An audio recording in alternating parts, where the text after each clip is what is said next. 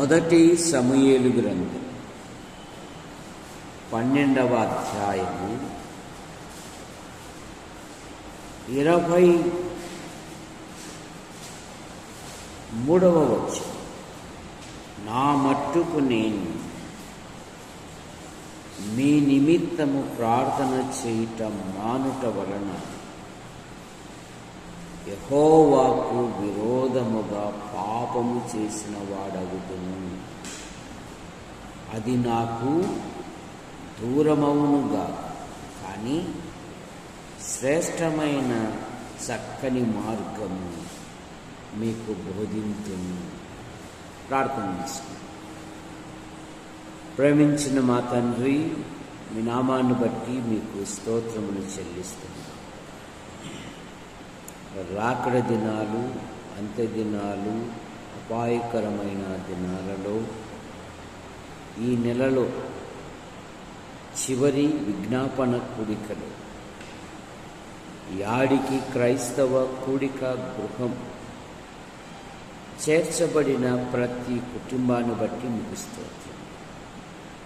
ప్రభుత్వ శాఖల్లో కొందరు, ప్రైవేటు సంస్థల్లో కొందరు, మరికొందరు రాత్రింబగళ్ళు వారి వారి సామర్థ్యాన్ని బట్టి ప్రయాసపడుతున్నారు. ప్రతి పనిలో, ప్రతి డ్యూటీలో మీరు మహిమ పొందారు.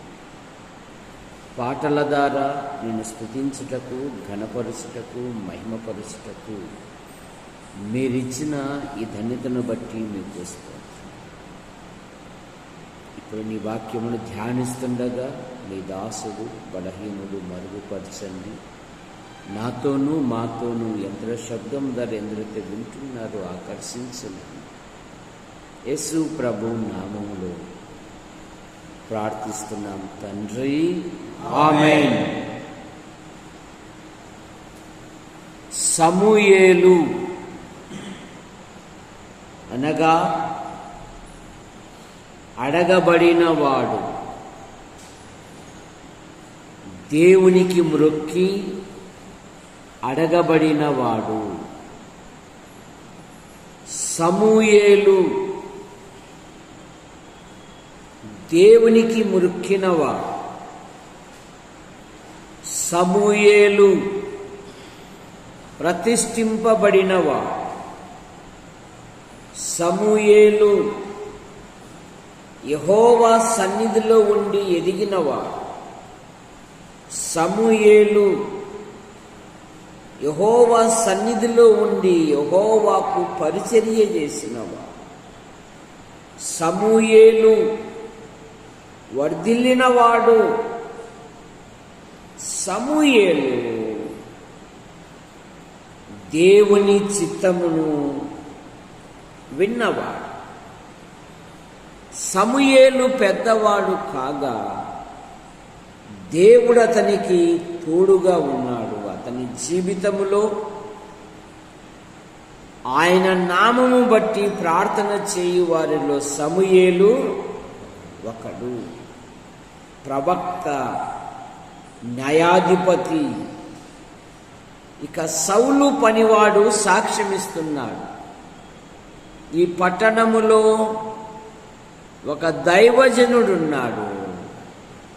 అతడు చెప్పు సంగతులలో ఏదియూ తప్పిపోలేదు. కానీ సమూయేలు ఒక గొప్ప ప్రార్థనాపరుడు. ఇశ్రాయేలుల క్షేమము కొరకు, సౌలు రాజు కొరకు ఆయన ప్రార్థించాడు. ఇశ్రాయేలులతో అంటున్నాడు, మీరు ఫిలిస్తీన్ల మీదకి యుద్ధానికి వెళ్ళండి, దేవుడు అద్భుతమైన విజయం ఇస్తాడు. నేను మీ కొరకు ప్రార్థన చేతును.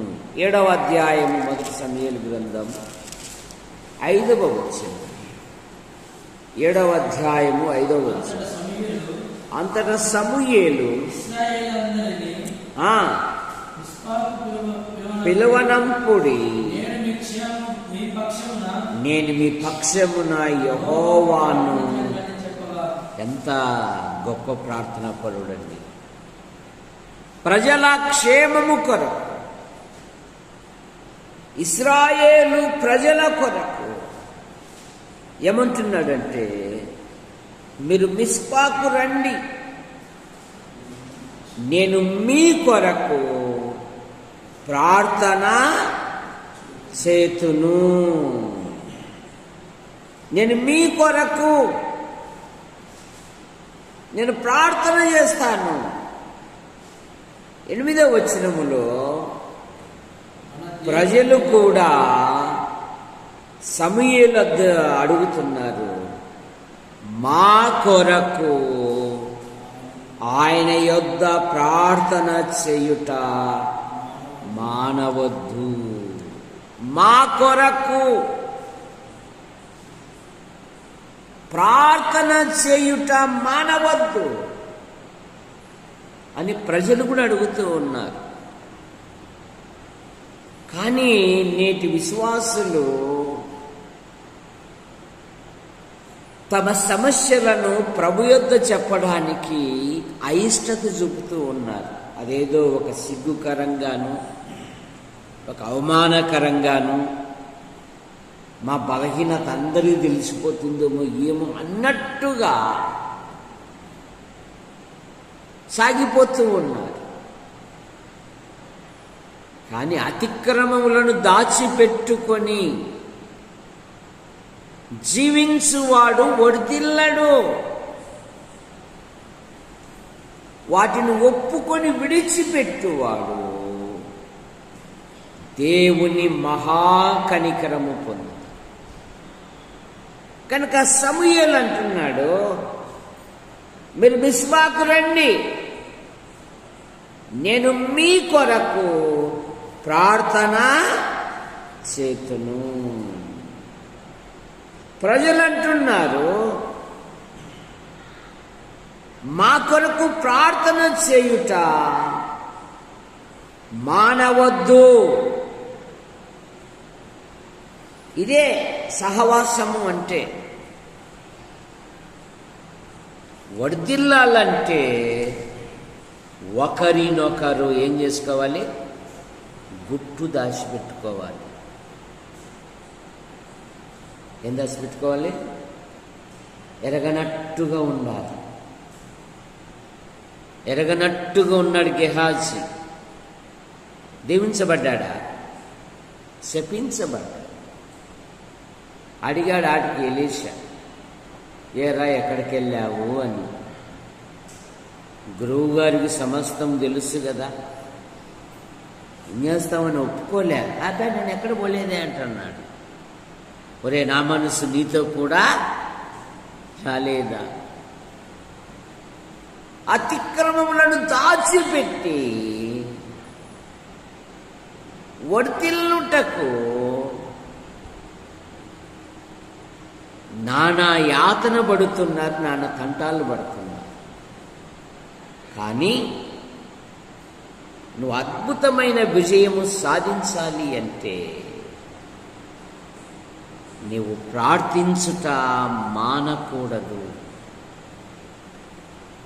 దేవుడు జవాబిచ్చేంత వరకు నువ్వు ప్రార్థిస్తూనే ఉండాలి. 9వ వచనములో సమూయేలు ఇశ్రాయేలుల పక్షముగా యెహోవాను ప్రార్థన చేయగా యెహోవా అతని ప్రార్థన అంగీకరించే.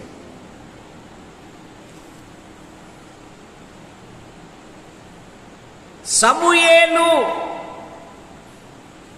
ఇశ్రాయేలుల పక్షముగా ప్రార్థన చేయగా అతని ప్రార్థన అంగీకరించెను. ఫలితముగా దేవుడు అద్భుతమైన విజయాన్ని ఇచ్చాడు. 10వ వచనం, సమూయేలు దహన బలి అర్పించుచుండగా ఫిలిస్తీయులు యుద్ధము చేయుటకై ఇశ్రాయేలుల మీదికి వచ్చేది. అయితే యెహోవా ఆ దినమున ఫిలిస్తీయుల మీద మెండుగా ఉరుములు ఉరిమించి వారిని తారుమారు చేయగా వారు ఇశ్రాయేలుల చేత ఓడిపోయిరి. కనుక ప్రార్థన అనేది అత్యంత విలువైనది. పక్షి ఎగరాలి అంటే 2 రెక్కలు అవసరం. అలాగే నీ జీవితంలో కూడా ఆధ్యాత్మికంగా ముందుకు సాగాలి అంటే ప్రార్థనలో ఉండాలి. నేను మీ కొరకు ప్రార్థన చేతును, ప్రార్థించకపోతే అది పాపము అంటున్నాడు సమూయేలు. మీ కొరకు ప్రార్థన చేయకపోతే నేను యెహోవా దృష్టికి పాపము చేసిన వాడగుదును. కనుక ప్రజాక్షేమము కొరకు, సంఘ క్షేమము కొరకు, సంఘములోని ప్రతి కుటుంబము కొరకు సంఘము ప్రార్థిస్తుంది.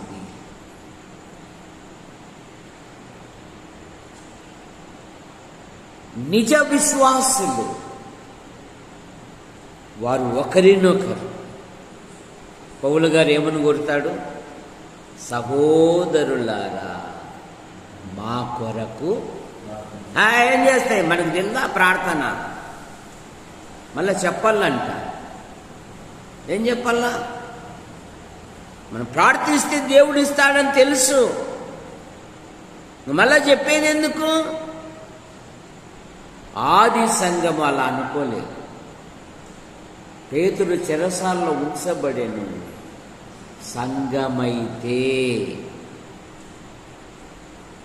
అతని కొరకు అత్యాసక్తితో, కనుక సమస్యలు పరిష్కరించబడాలి అంటే ప్రార్థించాలి. సమూయేలు అంటున్నాడు, నేను ప్రార్థించకపోతే దేవుని దృష్టిలో నేను పాపము చేసిన వాడు నగుదును. సౌలు వెనక తీశాడని సమూయేలుతో అంటే సమూయేలు కోపావేశుడై ఒక రాత్రంతా రాజుగారి కొరకు ఏం చేశాడు? ప్రార్థన చేశాడు. ఒక రాత్రంతా. ఉందా ఈ ఆసక్తి? ఉందా ఈ పట్టుదల? ఉందా ఈ ధైర్యము? మనం ప్రార్థన చేసుకుందాం. మన దేవుడు గొప్పవాడు, ఆయన అద్భుతమైన విజయం ఇస్తాడు అని ఆధారపడి, దేవుని మీద ఆధారపడేవారు అరుదైపోతూ. ప్రజలు అడుగుతున్నారు, నా కొరకు ప్రార్థన చేయుట మానవద్దు. ప్రార్థించకపోతే నీకు విడుదల కలగదు. నిర్గమకాండం 3వ అధ్యాయము 9వ వచనములో ఇశ్రాయేలీల మొర్ర నా యొద్దకు చేరినది. 2వ అధ్యాయం 23వ వచనం వారి ప్రార్థన. 2వ అధ్యాయం 23 నిర్గమకాండం.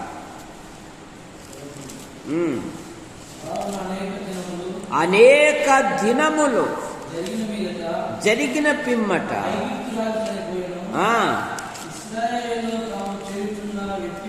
వెట్టి పనులను బట్టి నిట్టూర్పులు విడుచుచు మొరపెట్టుచుండగా తమ వెట్టి పనులను బట్టి వారు పెట్టిన మొర్ర దేవుని యొద్దకు చేరెను. కాగా జ్ఞాపకము చేసుకొనెను. ఏమంటున్నాడు? వారి మొర్ర దేవుని యొద్దకు చేరినది. దేవుడు వారిని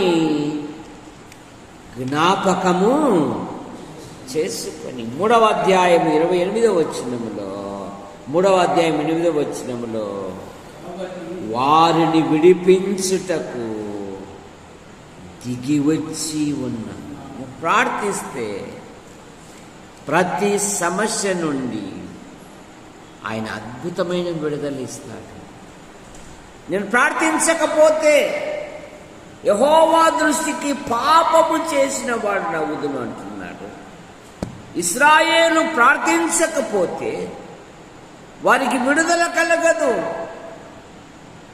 సంఖ్యాకాండం 21వ అధ్యాయం 8-9 వచనాలలో వారు ప్రార్థించకపోతే వారికి జీవము దొరకదు.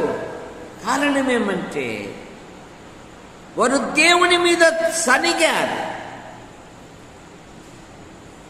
వారు దేవుని మీద తిరుగుబాటు చేశారు. తాపకరమైన సర్పములు వారి మధ్యలోకి దేవుడు పంపాడు. సర్పపు కాటు తినిన ప్రతివాడు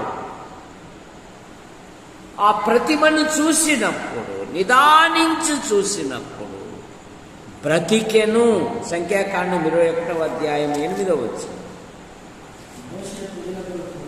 మోషే ప్రజల కొరకు చూసాను. మోషే ప్రజల కొరకు ప్రార్థన చేయకపోతే వారికి జీవము దొరకదు, వారు బ్రతికేవారు కాదు. మోషే అక్క కొరకు ప్రార్థన చేశాడు, అన్న కొరకు ప్రార్థన చేశాడు, తన ప్రజల కొరకు 2 మారులు దేవుని సన్నిధిలో గోజాడాడు. ఆయన చేయి పట్టుకొని అడ్డుపడ్డాడు తన ప్రజల కొరకు. ఇంకా ప్రార్థన అనేది అత్యంత విలువైనది. దేవుడు మోషే ప్రార్థన విని దేవుడు అంటున్నాడు, ఒక ఇత్తడి సర్పము వారి మధ్య ఉంచి సర్పపు కాటు తినిన ప్రతివాడు, నిదానించు చూసు ప్రతివాడు బ్రతుకును. ప్రార్థించకపోతే ప్రజలకు జీవము దొరికేదిగా, ప్రార్థించకపోతే నీ చేతిలో నీ క్షేమం ఉండదు. యోబు గ్రంథం 21వ అధ్యాయం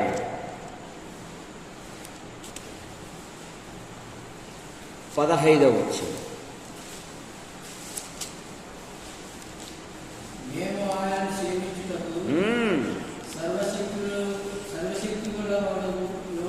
ఎవడు మాకేమి లాభము కలుగును, వారి క్షేమము వారి చేతిలో. ప్రార్థించకపోతే మనం క్షేమంగా ఉండలేము. తన కృపాక్షేమములు ఉంచి ఆయన తన ప్రజలను కాపాడువాడు. వారి క్షేమము వారి చేతిలో లేదు. పైగా అంటున్నారు, ప్రార్థించుట వలన మాకేమీ. సరే, యోబు కాలంలోనే ఉండాలి. ఈ కాలంలో ఉండడము చెప్పు గొప్ప సంగతే, గొప్ప సంగతి కాదా? గొప్ప సంగతి ఏం కాదు. యోబు కాలంలోనే అడిగారు, మాకేం లాభం, మాకేం లాభం, మాకేం లాభం. యాకోబు ఒక్కటే సరే చెంపపెట్టు కొట్టాడు. ఒకానొక పట్టణంకి వెళ్ళి లాభము సంపాదించుకునుందుమని చెప్పుకొని వారులారా, రేపేమి సంభవించును మీకు తెలియదు. మీరు ఇంతలో కనబడి అంతలో మాయమయ్యే ఆవిరి వంటి వారు. మాకేం లాభం?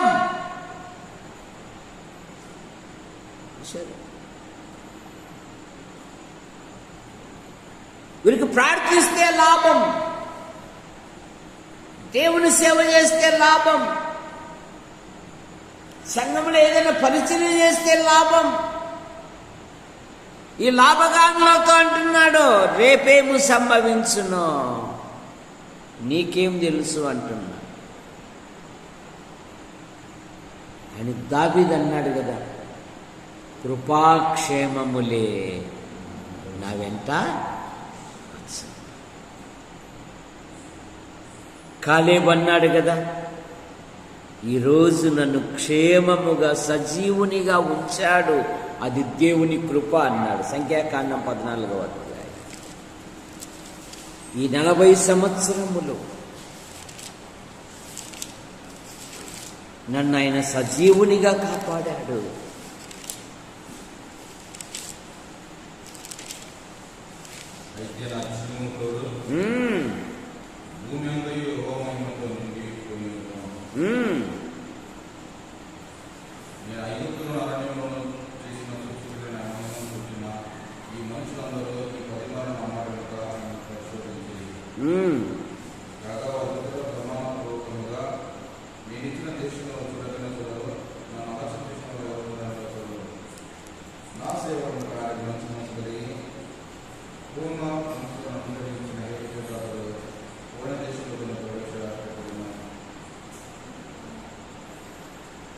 సజీవునిగా కాపాడి ఉన్నాడు.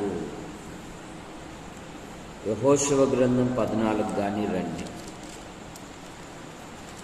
ఒక శ్రేష్టమైన మాట మనకు దొరుకుతుంది. కనుక వారి క్షేమము వారి చేతిలో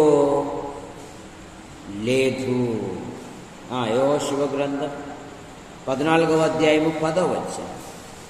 యెహోవా చెప్పినట్లు, యెహోవా మోషేకు ఆ మాట చెప్పినప్పటి నుండి ఇశ్రాయేలీలు అరణ్యములో నడిచిన ఈ 45 ఏళ్ళు ఆయన నిన్ను సజీవునిగా కాపాడి ఉన్నాడు. ఇదిగో నేనిప్పుడు 85 ఏళ్ల వాడను. మోషే నన్ను పంపినప్పుడు నాకెంత బలం ఉండెనో, నేటి వరకు నాకంత బలము. యుద్ధము చేయటకు కానీ వచ్చుచూ పోవుటకు కానీ నాకెప్పటికీ బలమున్నది. కానీ మనవాడు అంటున్నాడు సంసోను బలాఢ్యుడే, కానీ సంసోను కన్నులు చిన్నవి. ఏనుగు భూమి మీద భారీ కాయము, కానీ దాని కన్నులు చిన్నవి. సంసోను నేత్రాలు షోరేకు పోయెను, ఒక స్త్రీని చూశాను. తిమ్నాతుకు పోయెను, ఒక స్త్రీని చూశాను. పలాని చోటుకెళ్ళి ఆమెను చూసి ఆమె పాదముల మీద పడ్డాడు. ఇప్పుడు అంటున్నాడు, శత్రువులు నీ మీదకి వచ్చారు అంటే నేను ఎప్పటి వలె విరాజిమ్ముదును అన్నాడు. విరాజిమ్ముకున్నాడా? బందీ అయిపోయాడు. కారణమేమే? అతని చూపు మంచిది కాదు, అతని హృదయము మంచిది కాదు. కానీ యోబు ఒక మంచి నిర్ణయం తీసుకున్నాడు. నా కన్నులతో నేను నిబంధన చేసుకున్నాను, పరస్త్రీని నేను ఎలాగో చూతును. పేతురు పత్రికలో పాపము మానలేని కన్నులు గలవారు, పాపము మానలేరు వారు. వ్యభిచారిని చూసి ఆశించుచు సరే పోలా, ట్రై చేస్తే పోలా, అంతే అంటురోగం.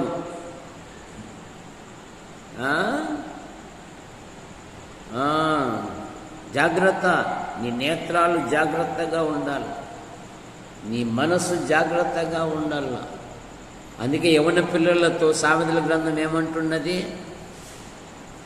నీవు నా అక్కవు, నీవు నా చెల్లెలి అని పిలుసు అంటుంది. యవన పిల్లలకు ఎలా నడుచుకోవాలో సామెతల గ్రంథం బాగా చదవాలి.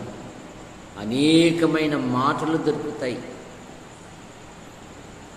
జాగ్రత్త, నీ ఆధ్యాత్మిక జీవితములో దుష్ట సహవాసము మంచి నడవడిని.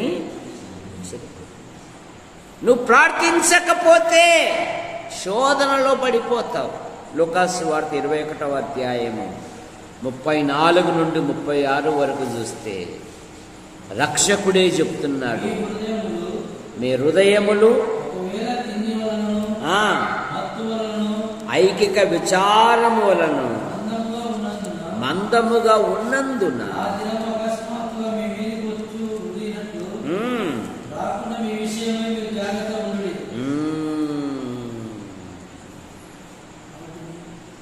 జరగబోవు వీటిని తప్పించుకొని మనిషి కుమారుని ఎదుట నిలవబడుటకు శక్తి గల వారమగునట్లు ఎల్లప్పుడూ ప్రార్థన చేయొచ్చు మెలకుగా. 22వ అధ్యాయము 27వ వచనములో లేకుంటే 32వ వచనములో నీ నమ్మిక తప్పిపోకుండునట్లు సీమోను నీ కొరకు నేను ప్రార్థించి తిని. శ్రేష్టమైన మాట. సమూహము కొరకు ప్రార్థించాడు రక్షకుడు, అలాగే వ్యక్తుల కొరకు ప్రార్థించకపోతే నీకు రక్షణ దొరకదు. ఇదిగో ఆ దొంగ అంటున్నాడు, యేసు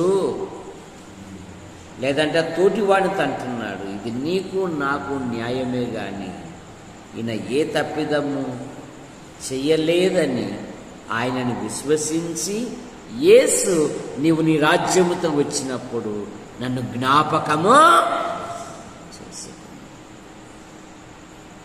శిష్యుల ప్రార్థనలో మేము శోధనలో పడకుండా దానిలో నుండి నన్ను తప్పించుము. విశ్వాసి ప్రతిరోజు ముగ్గురిని జయించాలి.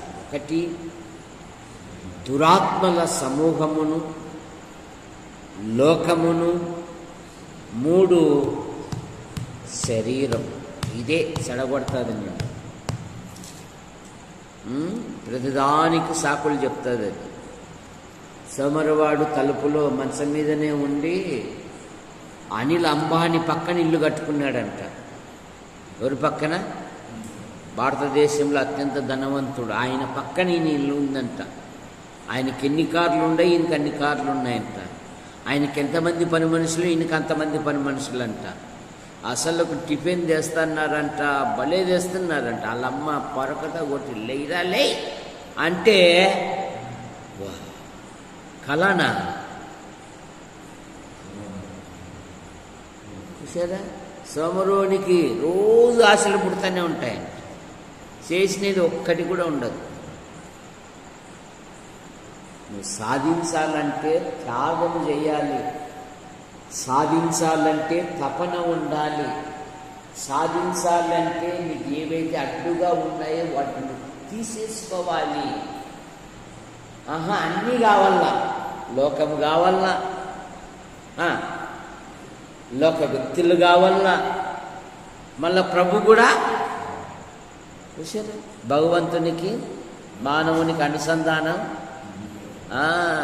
అన్నీ కావాలన్నా. అలా కాదు, నువ్వు ఆధ్యాత్మికంగా ఎదగాలంటే నిన్ను ఏవైతే ఎదగని చేస్తూ ఉన్నాయో వాటిని తీసేసుకోవాలని. శ్రమ లేనిదే కిరీటము లేదు, డ్యూటీకి వెళ్ళందే జీతాలు రావు, జీతాలు రాకపోతే గీతాలు పాడలేవు. ఏం పాడలేవు? గీతాలు పాడలేవు. మా సన్నిగాడు 4 నెలలై పాపం ఎలాగున్నాడని కన్న తల్లి ప్రార్థన చేస్తాను, ప్రభువా వాడు ఏం తింటున్నాడు, 4 నెలలయ్యా, అధికారులను స్పందించండి, సహాయం దయచేయండి, నైనా మీ కృపను అనుగ్రహించండి. దేవా దేవా నీకు స్తోత్రం నైనా. సాయంత్రం అయితే ముఖం ఫోటో పడితేనే నీకు జీతం పడేది. ఏం ఫోటో? ముఖ పుస్తకం. ఇదిగో నేను డ్యూటీలో ఉన్నానని సర్కిల్లో నిలబడి, అబ్బా నెట్వర్క్ బాగానే పనిచేసింది అబ్బా సరే. మరి ఊరికెళ్ళి ఏమి రావుగా. యాకోబు రాత్రంతా పోరాడాడు కదా, నన్ను ఆశీర్వదించితేనే కానీ నేను నిన్ను ఏం చేశాడు? గెలవకుండునట్లు. ఒక్క తన్ను ధాన్యాల కల్లా యాకోబు గూడు ఒలిసెను, రక్తము గారుతూ ఉంది. కానీ ఒక్క నరుడు తెల్లవారు వరకు పోరాడుతూ ఉన్నాడు, బతిమాలుతూ ఉన్నాడు, కన్నీరు పెడుతూ ఉన్నాడు.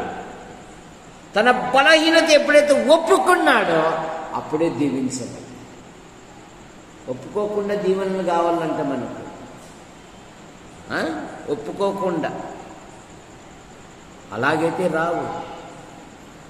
ప్రార్థించకపోతే నీకు జయము కలగదు. 1 దినవృత్తాంతంలో 5వ అధ్యాయము 20-21 వచనాలలో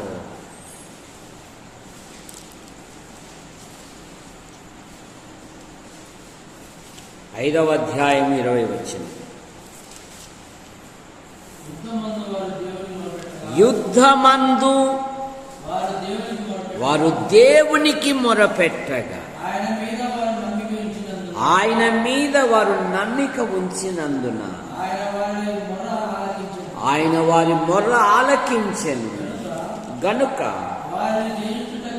వారిని జయించుటకు వారికి సహాయము కలిగెను.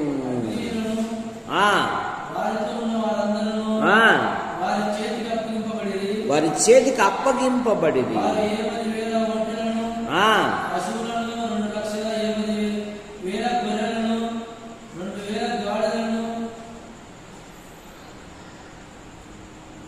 లక్ష జనమును పట్టుకొనిది. యుద్ధమందు దేవుని సహాయము వారికి కలుగుట చేత అనేకులు పడిపోయి. యుద్ధమందు వారు దేవునికి మొరపెట్టగా వారు ఆయన మీద నమ్మిక ఉంచినందున వారికి సహాయము కలిగెను. దేవుడు వారికి తోడ్పడెను. దేవుని సహాయము వారికి కలుగుట చేత. నువ్వేం ప్రార్థించుకోకుండా సమస్యలు పరిష్కరించబడాలి అంటే పరిష్కరించబడవు. అన్యాయస్తుడైన న్యాయాధిపతిని గురించి రక్షకుడు చెప్పాడు. వాడు మనుషులకు భయపడడంట, దేవునికి భయపడడు. కానీ ముసలమ్మ గ్రహించింది, ఈయన నాకు న్యాయం తీర్చగలడు. మాటి మాటికి సిగ్గుమాలి గోజాడి ఆ కఠినాత్ముడే ఆయనకు న్యాయము తీరుస్తారని తీర్మానం చేసుకుందే. ఆ విధవరాలకు దేవుడు తాను ఏర్పరుచుకున్న పిల్లలు దివారాత్రులు కన్నుగూర్చి మొరపెట్టుచుండగా ఆయన వారికి న్యాయము, ఆయన వారి విషయమే కదా ఆలస్యము. కనుక నీ ప్రతి సమస్య పరిష్కరించబడాలి అంటే నువ్వు ప్రార్థించుట అలవర్చు. ప్రార్థన చేసుకో.